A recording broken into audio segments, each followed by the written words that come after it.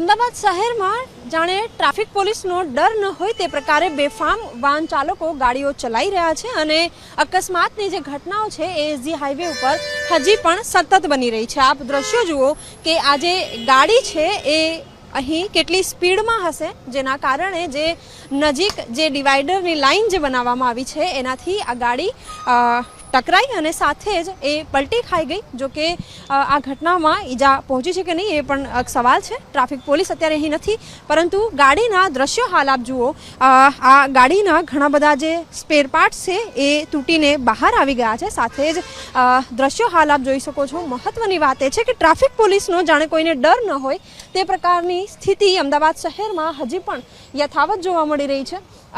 ગાડીની number plate પણ હજી યથાવત છે। આ જાણીને આ જોઈને ટ્રાફિક પોલીસ પતો લગાવી શકે છે કે ગાડી કોણ ચલાવતું હતું, પરંતુ સૌથી મહત્વનો એ સવાલ છે કે એસજી હાઈવે કે જ્યાં સૌથી વધારે ટ્રાફિક જોવા મળે છે, સ્પીડ કેમ કાબૂમાં નથી રાખવામાં આવતી? જે નિયત કરેલી સ્પીડ છે એના ઉપર હજી પણ ગાડીઓ નથી ચાલતી અને એના કારણે હજી પણ એસજી હાઈવે ઉપર અકસ્માતનો જે સિલસિલો છે એ યથાવત છે। કેમેરામેન ઉમેશ પરમાર સાથે સપના શર્મા, ઝી 24 કલાક, અમદાવાદ।